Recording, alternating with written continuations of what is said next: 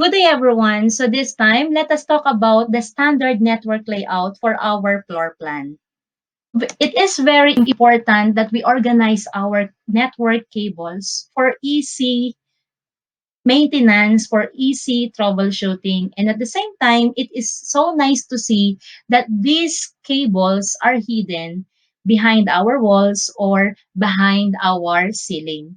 So in this particular floor plan, we installed 5 modular IOs. The 2 modular IOs are located in our living area. These 2 modular IOs are intended for our smart TV, and the second one is for additional computer devices.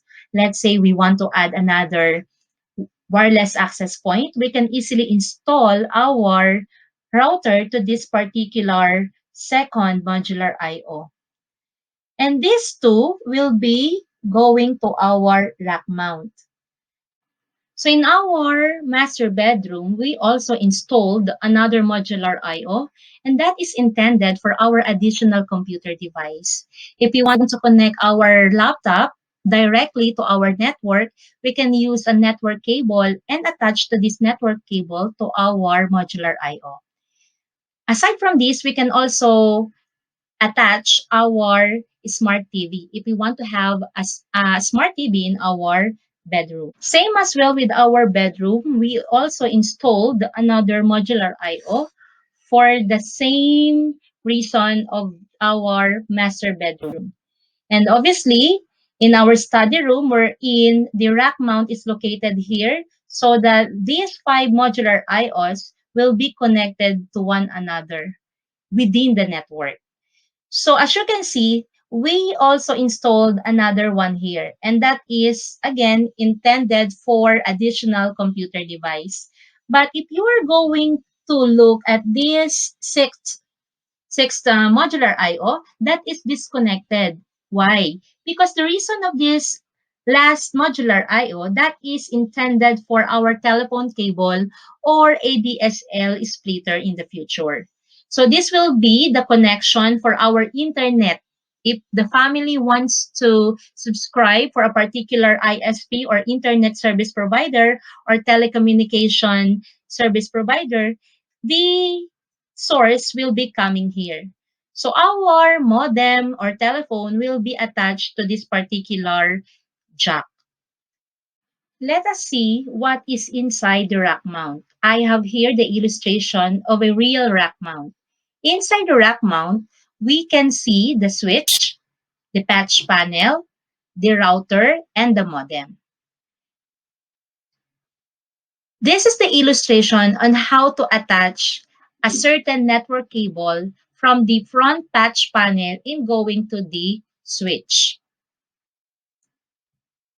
I have here an illustration on how to connect these modular IOs in going to our patch panel. We are going to use network cables to connect these modules to the back of the patch panel. So we will be splicing these cables.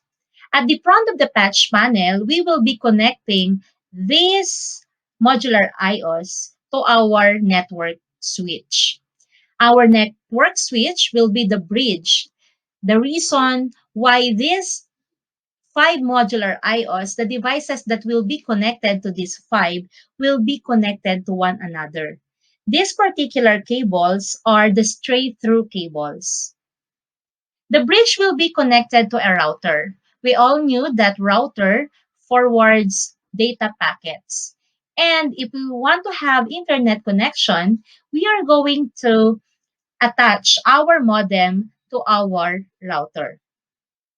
As you can see here, we have an arrow, and that is intended for the telephone jack or ADSL splitter. A while ago, I already told you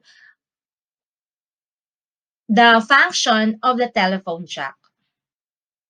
Let us have a broad discussion about this network layout. So at home, we all knew that we have computer device like desktop, and we want to share our printer. And this printer will be connected to our desktop or the system unit box using a printer cable. So let's say we are going to attach this desktop to our wall plate. And behind our wall plate is the modular I/O. This modular I/O will be connected to our patch panel, particularly at the back of the patch panel, using a network cable.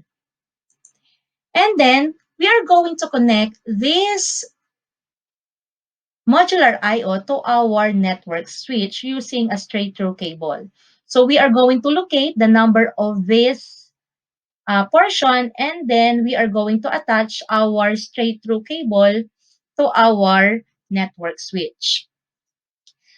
And to have an internet connection, we are going to attach our router to this network switch. So meaning all the devices that will be connected to this network switch will have internet connection. Let us proceed to the second modular I/Os.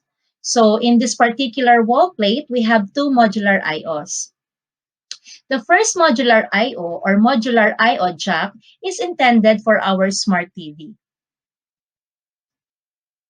So we will be connecting this modular I/O again at the back of the patch panel and then provide a straight through cable and let us connect it again to this network switch.